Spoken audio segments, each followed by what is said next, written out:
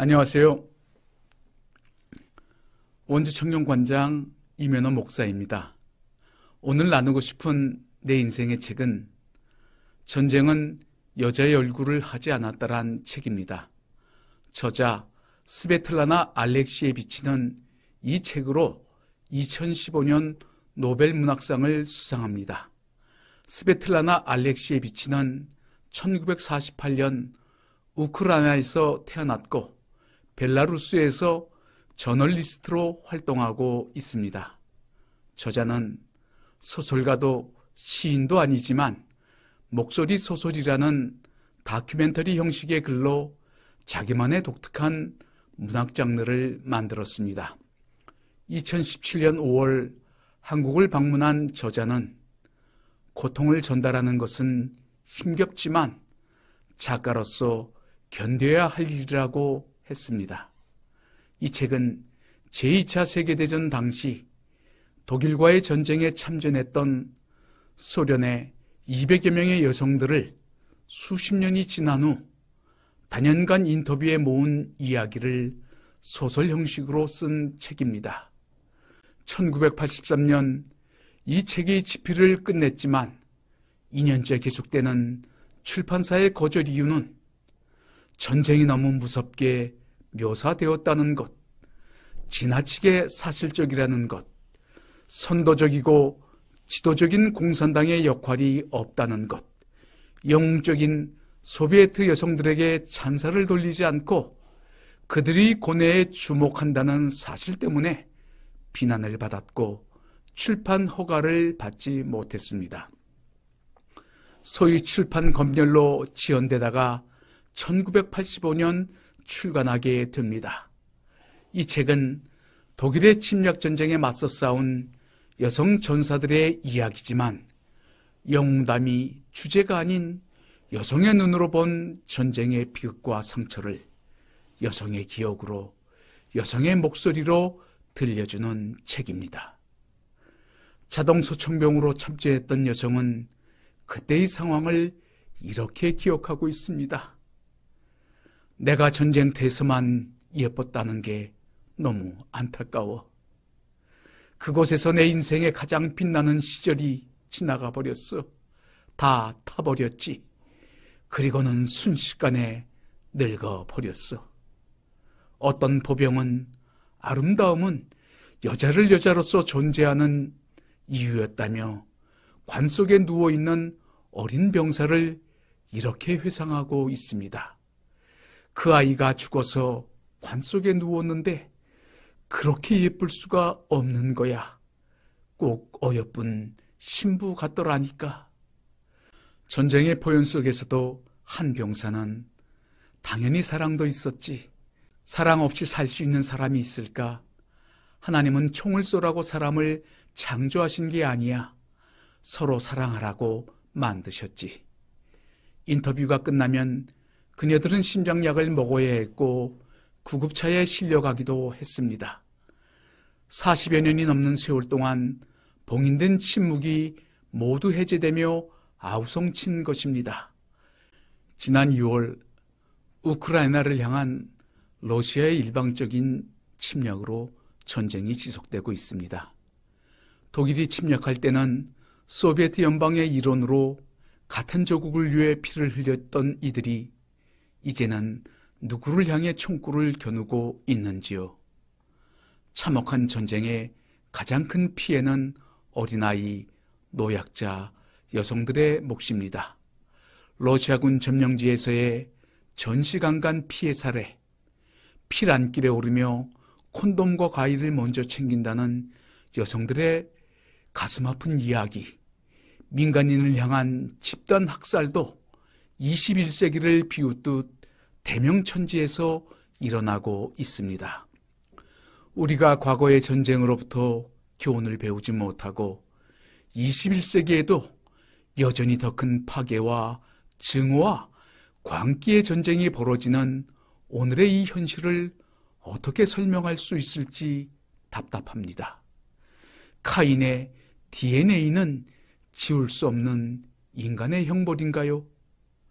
저자는 한국에서의 강연 중 21세기가 죽여야 하는 건 사람들이 아니라 이념이나 인간의 헛된 이상이라며 채울 수 없는 인간 욕망의 현실을 날카롭게 비판하고 있습니다. 오늘 소개하는 책은 약 560페이지에 가까운 제법 두꺼운 책이지만 한 번 잡으면 놓기 어려운 책입니다. 이 책에서 저자는 자신의 가족사를 소개하고 있습니다. 우크라이나 출신인 외할아버지는 전쟁터에서 전사해 헝가리 땅 어딘가에 묻혔고, 친할머니는 빨치산으로 활동하다가 티푸스로 돌아가셨다. 할머니의 두 아들은 군대에서 복무하다가 전쟁이 발발한 지 한 달 만에 행방불명이 되었다. 할머니의 세 아들 중 한 명만 살아 돌아왔다. 바로 우리 아버지이다.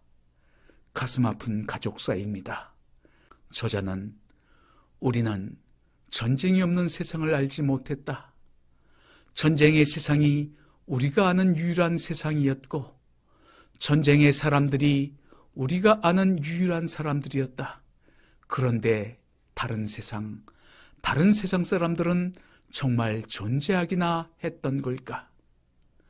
독일이 패망한 지 몇 년 지나지 않아 태어난 저자는 이후 냉전 시대에 성장합니다. 전쟁과 죽음의 광기를 집단적으로 세뇌시키는 현실에서 저자는 서서히 학교 밖의 세상의 마음을 빼앗기고, 내가 느끼는 세상을 내 눈이 보고 내 귀가 듣는 이 세상을 표현해낼 수 있는 장르를 애타게 찾았다고 했습니다.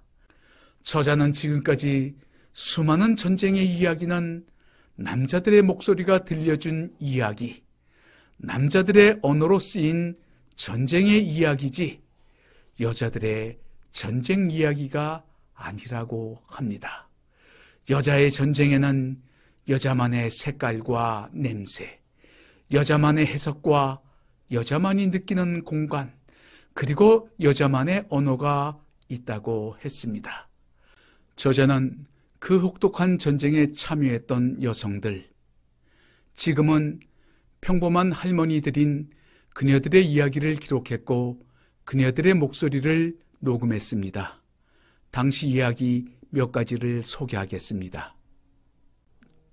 독일군 수색대에 쫓겨 깊은 늪지대까지 30명의 빨치산이 도망을 갔는데, 출산한 지 얼마 안 되는 엄마와 어린 아기도 있었습니다. 늪지대에 빠져 목만 내놓고 있는 상황에서 아기는 젖을 달라고 울고 엄마는 젖이 나올 리 없었습니다. 코앞까지 수색견을 몰고 오는 수색대에 아이 울음소리라도 듣게 된다면 다 죽은 목숨입니다. 지휘관의 결단을 아이 엄마에게 차마 전하지 못하고 망설이고 있는데, 그녀가 스스로 알아차리더군. 아이를 감싼 포대기를 물속에 담그더니 아이는 더 이상 울지 않았지. 군대를 따라 베를린까지 다녀온 한 여성은 2개의 명예 훈장과 메달들을 가지고 집으로 옵니다. 그야말로 전쟁 영웅으로 금이 환영이 아닐까요? 나흘째 되는 날 어머니가 딸에게 이렇게 말합니다. 딸아, 내 짐은 내가 싸놨다. 집에서 나가주렴. 너한테는 아직 어린 여동생 2이 있잖아. 내 동생들을 누가 며느리로 데려가겠니?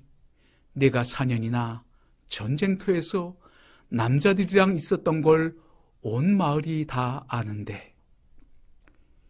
17살의 어린 나이로 전차부대 유생병으로 전투에 참여했던 여성은 당시의 상황을 이렇게 회고하고 있습니다.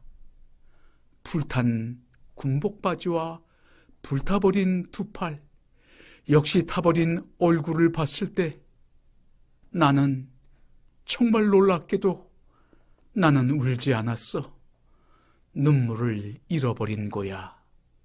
축복의 눈물, 여자에게 선물로 주어진 눈물을. 2차 세계대전 당시 100만 명 이상의 소련 여성들이 전쟁에 참전해 싸웠고, 또 그만큼의 여성들이 빨치산으로 지하공작원으로 저항활동을 했다고 합니다.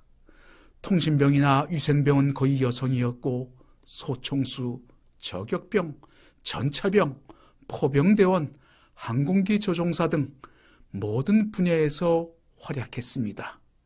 영국, 미국, 독일과 달리 소련 여군은 보조 역할뿐 아니라 전투 임무까지 수행했습니다.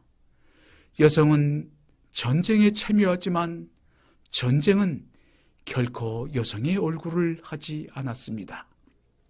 이 책을 번역한 박은정 번역가는 200여 명의 여인들은 숭고한 이상이니 승리니 패배니 작전이니 영웅이니 따위를 말하지 않는다.